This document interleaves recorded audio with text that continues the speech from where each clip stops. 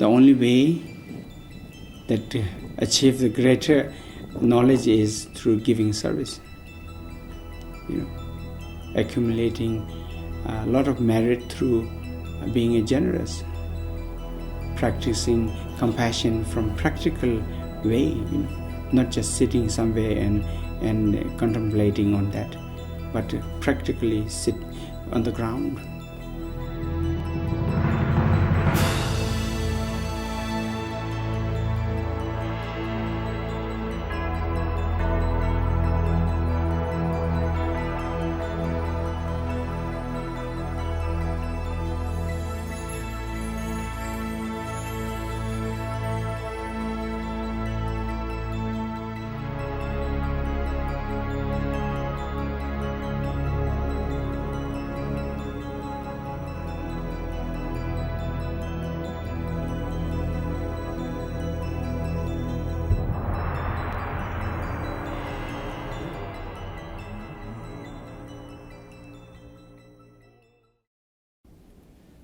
As a reincarnated lamas, you have a responsibility to run a monastery or the Gompa as a monastery institute because you are born for that.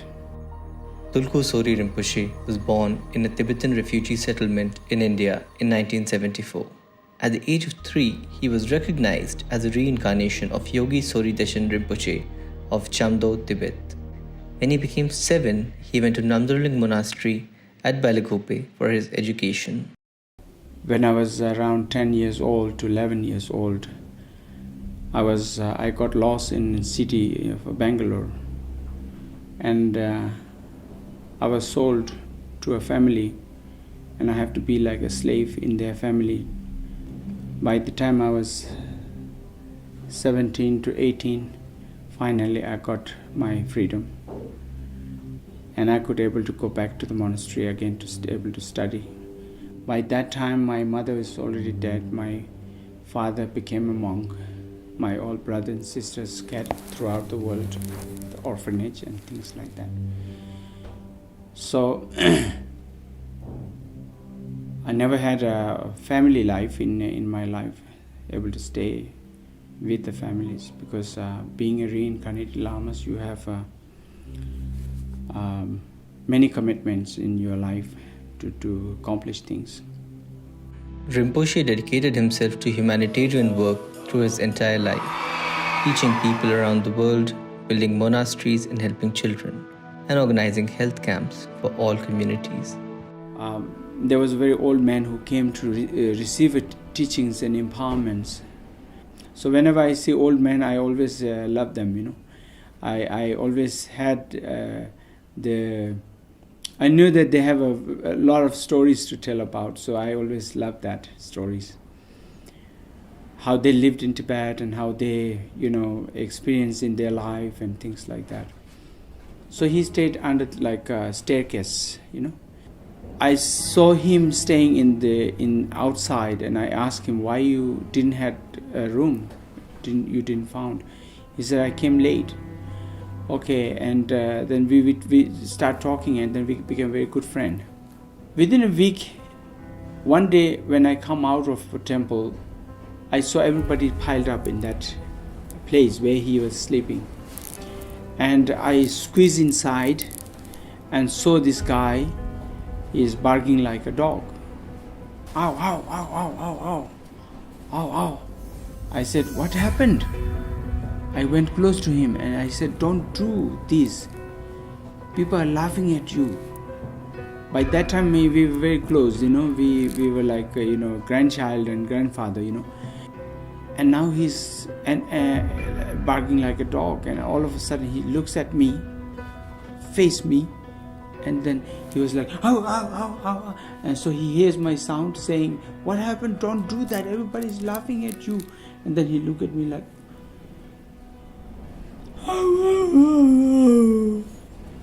tears dropped, cried, and then on top of that, then I shocked. This is not joking.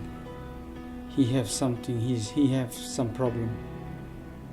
And then somebody have mentioned to the doctors, the nurses, that we had in the camp, they immediately came and they said, okay, nobody stays close to him.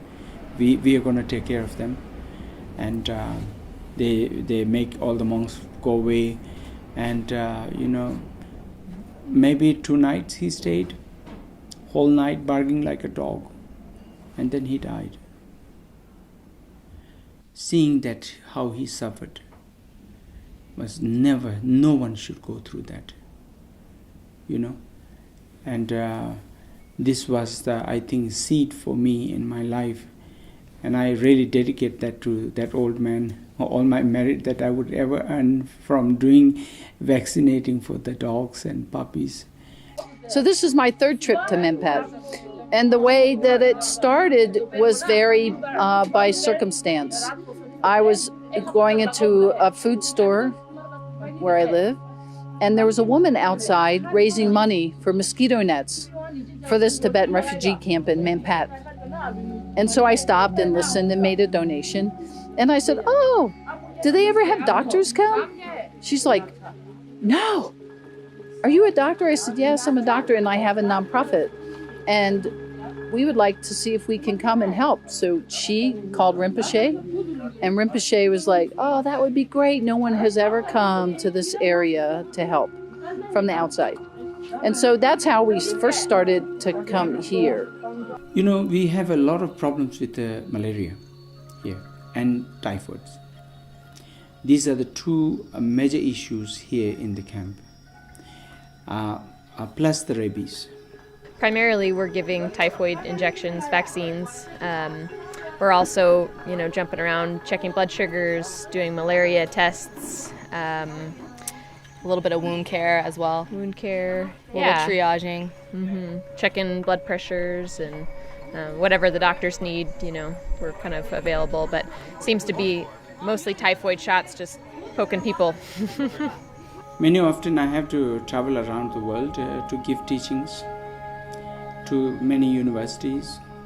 So while you're giving lectures and teachings, and many of the disciples that I have, I requested that if I meet anyone, if you all meet anyone who is physician that would like to join with me to work in the camp, and you will receive my teachings freely, and the only thing you have to do is you fundraise and you come and do the service, and every morning I will give you teachings, and you will get a time to spend time with me.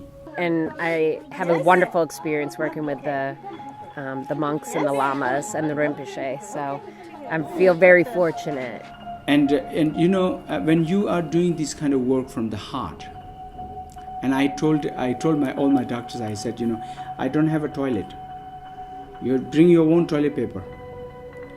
I don't have a mattress preparing like this. You don't get any luxury here, please. And you don't get even room. Bring your own tent. When you do the job with heart, it's all doable. And so we found very beautiful people. They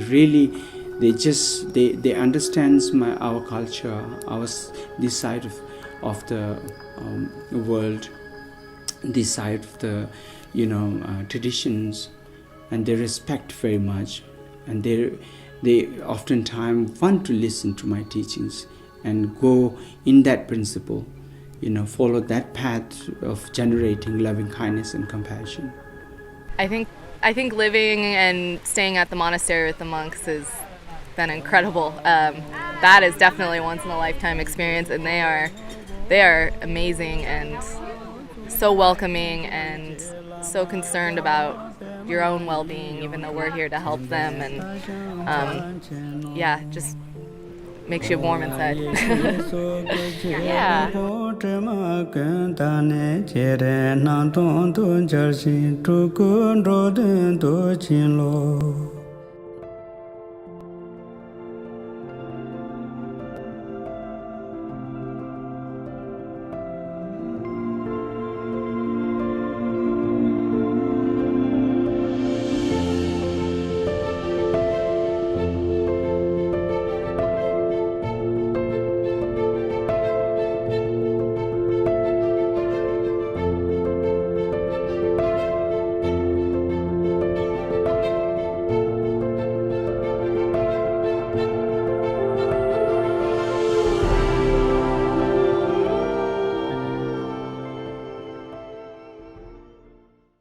definition in Tibetan, when we say I love you, we are saying I want you to be happy.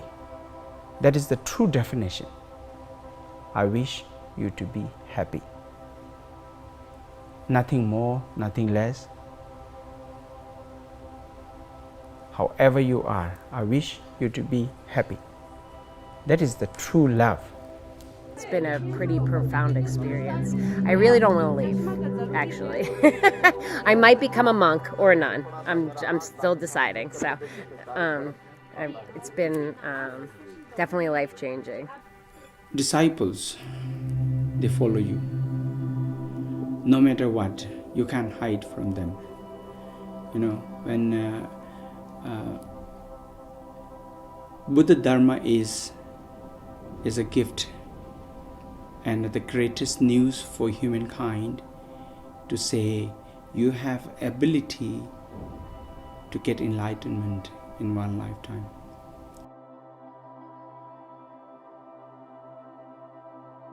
Siji lekso june sampewan jamne rinjen sumje jinlo karma sunam se jume be kutse tenjen zetin je bar shu